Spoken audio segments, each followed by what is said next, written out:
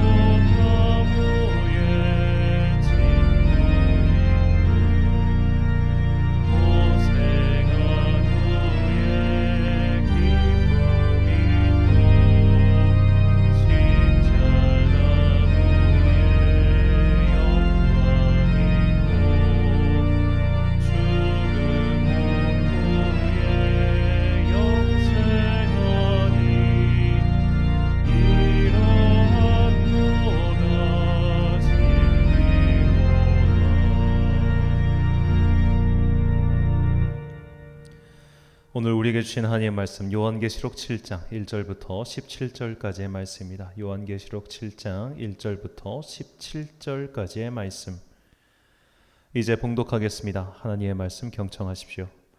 그 뒤에 나는 천사 넷이 땅의 네 모퉁이에 서서 땅의 네 바람을 붙잡아서 땅이나 바다나 모든 나무에 바람이 불지 못하게 막고 있는 것을 보았습니다. 그리고 나는 다른 천사 하나가 살아계신 하나님의 도장을 가지고 해 돋는 쪽에서 올라오는 것을 보았습니다.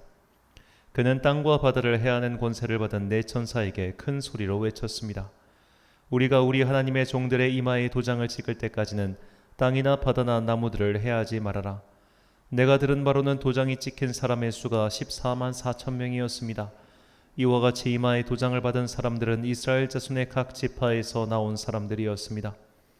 도장이 찍힌 사람은 유다 지파에서 1만 2천 명이요, 르우벤 지파에서 1만 2천 명이요, 갓 지파에서 1만 2천 명이요, 아셀 지파에서 1만 2천 명이요, 납달리 지파에서 1만 2천 명이요, 므낫세 지파에서 1만 2천 명이요, 시므온 지파에서 1만 2천 명이요, 레위 지파에서 1만 2천 명이요, 이사갈 지파에서 1만 2천 명이요, 스불론 지파에서 1만 2천 명이요, 요셉 지파에서 1만 2천 명이요, 베냐민 지파에서 1만 2천 명이었습니다. 그 뒤에 내가 보니 아무도 그 수를 셀 수 없을 만큼 큰 무리가 있었습니다. 그들은 모든 민족과 종족과 백성과 언어에서 나온 사람들인데 흰 두루마기를 입고 종려나무 가지를 손에 들고 보좌 앞과 어린 양 앞에 서 있었습니다. 그들은 큰 소리로 구원은 보좌에 앉아 계신 우리 하나님과 어린 양의 것입니다 하고 외쳤습니다. 모든 천사들은 보좌와 장로들과 내 생물을 둘러서 있다가 보좌 앞에 엎드려 하나님께 경배하면서 아멘, 찬송과 영광과 지혜와 감사와 존귀와 권능과 힘이 우리 하나님께 영원 무궁하도록 있습니다. 아멘 하고 말하였습니다. 그때의 장로들 가운데 하나가 흰 두루마리를 입은 이 사람들은 누구이며 또 어디서 왔습니까? 하고 나에게 물었습니다. 내가 장로님께서 잘 알고 계십니다 하고 대답하였더니 그는 나에게 이렇게 말하였습니다. 이 사람들은 큰 환난을 겪어낸 사람들입니다. 그들은 어린 양이 흘리신 피에 자기들의 두루마리를 빨아서 희게 하였습니다. 그러므로 그들은 하나님의 보좌 앞에 있고 하나님의 성전에서 밤낮 그분을 섬기고 있습니다. 그리고 그 보좌에 앉으신 분이 그들을 덮는 장막이 되어 주실 것입니다. 그들은 다시는 줄이지 않고 목마르지도 않고 해나 그 밖에 어떤 열도 그들 위에 괴롭게 내려쬐지 않을 것입니다. 보좌 한가운데 계신 어린 양이 그들의 목자가 되셔서 생명의 샘물로 그들을 인도하실 것이고 하나님께서 그들의 눈에서 눈물을 말끔히 씻어주실 것입니다. 아멘. 해가 뜨기 직전이란 제목으로 하나님의 말씀 선포하겠습니다. 자연 현상 중에 참 신기한 현상이 하나 있는데 그것은 백야라는 현상입니다. 이 해가 져야 되는데 이 북반구 쪽에서 해가 지평선 아래로 내려가지 않아서 항상 여름철에 밝은 현상을 백야라고 합니다. 이 노르웨이 같은 위도 49도 이상 지역에서 이 여름에 밤하늘이 이렇게 맑은 상태로 머물러 있다고 합니다. 태양이 지평선 아래로 떨어지지 않는 거죠. 이것은 지구의 자전 때문에 일어나는 현상이라고 합니다. 자, 이 백야 현상이 일어나는 기간 동안 이 지역 사람들은 여러 가지 어려움을 겪는다고 하네요. 우리가 상상할 수 있는 가장 쉬운 어려움은 역시 수면 방해일 겁니다. 밤이 되고 해가 떨어져서 어두워져야 우리가 잘 수 있죠. 그런데 해가 계속 떠 있으면 잠도 잘 수 없고 오히려 괴롭기만 합니다. 자, 이처럼 빛의 은혜를 깨닫기 위해서는 어둠의 시간이 반드시 필요합니다. 하나님의 나라 또한 마찬가지입니다.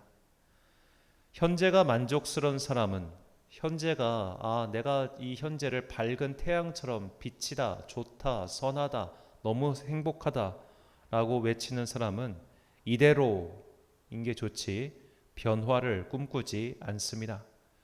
그러나 이 현재가 어둠이며 또한 진실한 세상의 그림자라는 것을 깨달은 사람은 하나님 나라를 소망하게 됩니다.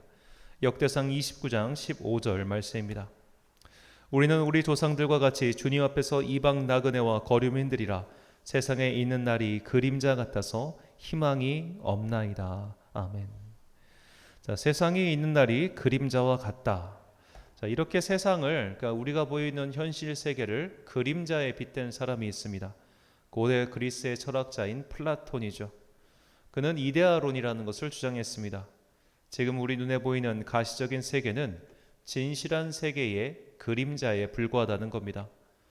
눈에 보이는 세계 외에 진실한 세계가 있는데 이 진실한 세계를 그는 이데아의 세계라고 불렀습니다. 자, 이런 플라톤의 주장은 나중에 기독교 사상가들에게 엄청난 영향을 끼쳤습니다. 그의 이데아론이야말로 현실 세계와 천국을 가장 잘 설명하는 철학 이론이라 생각했기 때문이죠. 자, 물론 성경이 말하는 세계론과 플라톤의 이데아론은 완전히 일치하는 것은 아닙니다. 성경은 이 세상을 그림자가 아닌 이 세상을 타락했다고 말합니다. 본래 하나님께서 창조하신 세계는 완전하여 조금도 부족함이 없었지만 이 세계의 관리를 맡은 인간이 타락하여 이 세계를 부조리와 어긋남으로 끌고 가버리고 말았습니다. 한번 틀어진 이 세계의 모양은 회복되지 않았고 그렇게 우리가 살고 있는 이 세상은 죄와 고통으로 가득 차고 말았습니다. 하나님 나라의 완성이란 이렇게 잘못 어그러진 세계를 교정하고 태초의 바른 상태로 회복하는 것을 뜻합니다. 따라서 우리는 이 완전한 세계가 오기까지 불완전한 상태를 버텨야 하는 겁니다. 그러므로 이 세계가 불완전한 상태, 즉 어둠이라는 것을 인지할 때 우리는 비로소 빛으로 다시 오실 예수 그리스도의 재림과 또 하나님 나라의 도래를 바라게 되는 것이죠. 우리는 이 완전한 세계가 오기 전까지 불완전한 상태를 견디며 부조리를 경험하게 될 것이며 또 경험하고 있습니다. 구약 성경의 전도자는 이 세상의 현실, 우리가 맞닥뜨리고 있는 세계의 부조리함을 이렇게 이야기합니다.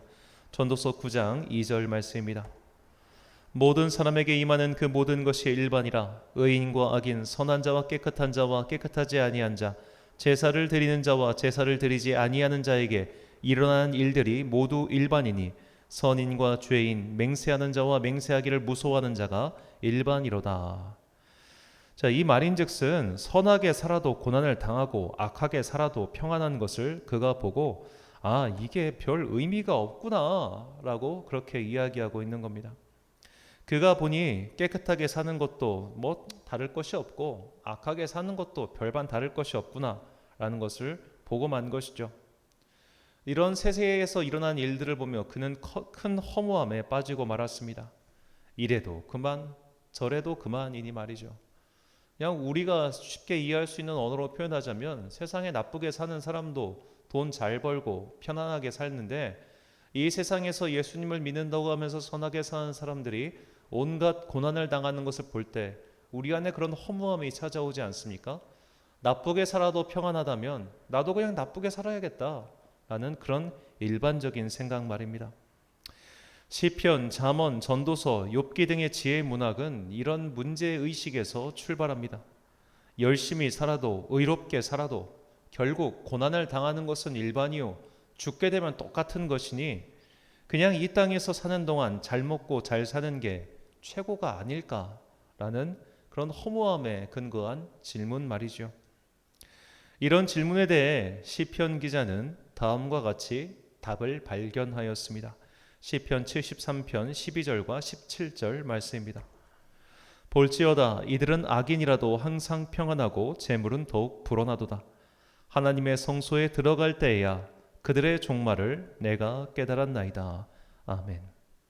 하나님의 성소, 즉 천국에 가서 주님께서 왜 이 모든 것들을 허용하셨는지, 주님의 섭리가 무엇이었는지 그때 우리는 비로소 이 세계의 부조리함과 어긋남이 어째서 발생하였으며 이 모든 것 뒤에 감춰져 있는 하나님의 섭리는 무엇인지 깨닫게 된다는 것이죠.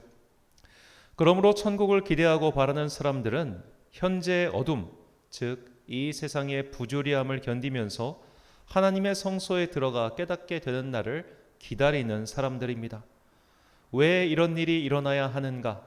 왜 이 세상에는 악이 있으며 선한 사람들은 그 선에 불구하고 고통을 당하는가? 어째서 선하신 하나님께서 이 세상을 창조하셨음에도 이 세상에는 분명히 악이 활동하고 있는가? 이런저런 의문과 고통의 외침에 대해서 완전히 깨닫게 되고 응답받고 의문이 풀리고 선이 승리하고 악이 패망하는 날, 그날이 바로 여호와의 날이며 그날이 바로 예수님께서 재림하시는 날이며 그날이 바로 우리가 기다리던 하나님 나라의 도래와 완성의 날입니다. 그러므로 지금 우리가 당하고 있는 어둠, 고통, 악의 범람은 새벽이 지나고 아침이 오듯이 반드시 사라지게 될 것입니다. 어두움 후에는 빛이 오기 마련입니다. 이 빛, 이 희망을 가지고 있을 때 우리는 지금 우리가 겪고 있는 어둠과 환란을 능히 견딜 수 있습니다. 본문 14절과 16절 말씀입니다. 내가 말하기를 내 주여 당신이 아시나이다 하니 그가 나에게 이르되 이는 큰 환난에서 나오는 자들인데 어린 양의 피에 그 옷을 씻어 희게 하였느니라. 그들이 다시는 줄이지도 아니하며 목마르지도 아니하고 해나 아무 뜨거운 기운에 상하지도 아니하리니. 아멘. 큰 환난에서 나오는 자들은 아마도 순교자들을 가리킨다고 볼 수 있습니다. 그렇게 이 세상을 사는 동안 믿음을 지킨 자들은 이 땅에서 줄였고 목말랐고 여러 가지 악한 일들로 인해서 온몸이 상했습니다. 하지만 이렇게 믿음을 지키며 선하게 산 사람들은 마침내 어린 양의 피에 그 옷을 씻어 희게 하여 주님께 큰 칭찬과 상을 받게 된다는 것이죠. 자, 이렇게 순교자들처럼 그리고 환난 중에 믿음을 지킨 자들처럼 선하게 사는 일은 결코 녹록하지가 않습니다. 이 세상 자체가 어그러져 있기 때문이죠. 이런 어그러진 세상을 살다 보면 아까 전도자가 했던 말처럼 헛된 생각이 들어오게 됩니다. 그냥 다 일반 아닌가? 무슨 의미가 있나? 그냥 건강하게 내가 가진 재물을 누리며 사는 것이 최고이지 않을까? 그런 것들을 되묻게 됩니다. 하지만 이런 어둠을 통과해야 마침내 빛이 옵니다. 어둠이 없다면 오히려 그 빛은 의미가 없어질 겁니다. 마치 백야 현상처럼 세상에 어떤 어둠도 없고 악도 없고 고통도 없고 질병도 없다면 우리는 어쩌면 그것 자체가 이미 하나님 나라를 살고 있는 것이겠죠. 우리가 살고 있는 이 세상은 결코 하나님 나라가 아니기 때문에 백야 현상처럼 해가 짱짱해 보여도 그 햇빛 자체가 거짓임을 잊어서는 안 됩니다. 어둠을 통과해야 마침내 빛이 옵니다. 환란의 시간을 통과해야 믿음은 연단받아 더욱더 정결하게 됩니다. 그리하여 우리는 마침내 어린 양의 피로 흰옷을 입고 정결하게 될 것입니다.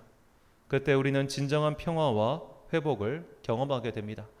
로마서 5장 3절과 4절 말씀입니다. 다만 이뿐 아니라 우리가 환난 중에도 즐거워하나니 이는 환난은 인내를, 인내는 연단을, 연단은 소망을 이루는 줄 알미로다. 아멘. 사랑하는 천안광성교회 성도 여러분, 그리고 이 새벽을 함께 깨우고 계신 귀한 주님의 자녀 여러분, 오늘 부른 찬송의 가사처럼 어둠이 지나면 빛이 올 것입니다. 괴로움이 지나면 평안이 올 것입니다. 연단이 지나면 소망이 올 것입니다.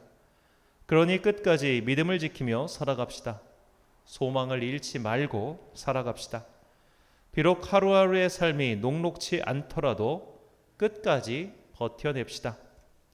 그 후에 우리는 마침내 흰옷을 입게 될 것입니다. 어린 양의 은혜로 회복될 것입니다. 역사의 끝은 절망이 아니라 소망임을 잊지 마십시오.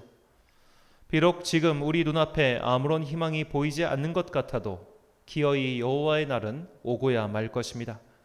그 날, 회복의 날, 소망의 날, 완성의 날을 바라보며 오늘 우리가 겪고 있는 어둠과 환난을 기필코 이겨내어 승리하는 여러분과 제가 되시길 간절히 축원합니다. 기도하겠습니다. 사랑과 은혜가 충만하신 아버지 하나님, 한 주간의 업무를 마치는 금요일, 우리는 기어이 다시 주님의 날을 맞이할 준비를 하고 있습니다. 이처럼 우리도 하나님 나라의 날, 그 완성의 날, 소망의 날을 꿈꾸며 기다리고 있습니다. 하루하루의 삶은 결코 녹록지가 않습니다. 1년의 삶 또한 녹록지가 않습니다. 일생을 사는 것은 더욱 녹록지가 않습니다.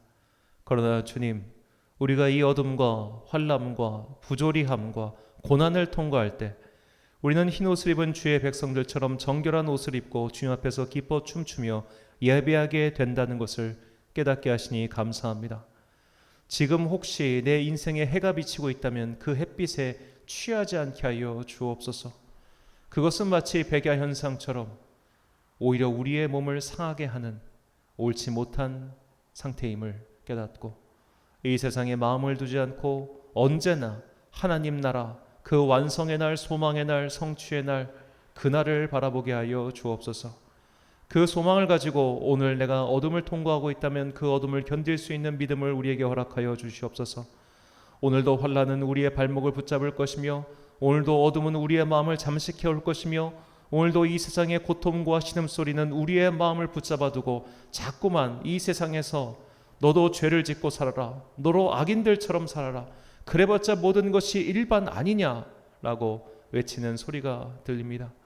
주여, 이 마귀의 소리를 내 귀에서 그치게 하시고 우리의 마음을 굳건히 잡아주사 천국을 바라보며 하나님 나라를 바라보며 예수 그리스도의 최후 승리를 바라보며 오늘이라는 삶을 엮어가게 하여 주옵소서. 주님을 붙잡고 하루하루를 주의 성실함과 인자하심으로 살아갈 때 우리는 마침내 흰옷을 입은 주의 백성들과 같이 거룩하고 정결하게 변화되어 하나님 나라의 백성이 될 것을 굳게 믿습니다. 이 믿음 우리에게 허락하시고 이 믿음 가지고 천국 가는 그날까지 변치 않게 하여 주옵소서. 오늘 저녁도 주님의 자리에 나와서 간절히 부르짖는 성도들의 간구를 들어주시다 우리 마음속에 있는 이 어둠을 주의 빛으로 물리쳐 주시옵소서.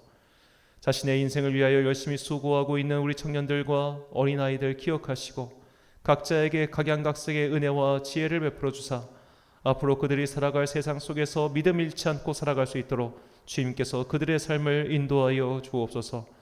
오늘도 각자의 삶의 자리에서 열심히 기도하고 열심히 수고하는 모든 자녀들에게 주님의 은혜가 풍성히 임하길 간절히 소망하오며 이 모든 말씀 우리를 사랑하시는 예수님의 이름으로 기도드립니다. 아멘. 오늘의 기도 제목입니다. 지금 내가 겪고 있는 환난을 무엇입니까? 이것을 견딜 수 있는 믿음을 구하십시오. 괴로운 시절이란 흰옷을 입기 위한 준비 과정입니다. 나는 이 흰옷을 입을 준비가 되어 있는지 주님 앞에서 내 영혼의 상태를 점검해 보시기 바랍니다. 오늘 말씀을 통해 주신 기도의 제목 가지고 묵상과 기도에 힘쓰는 하루 되시길 바랍니다. 기도하겠습니다.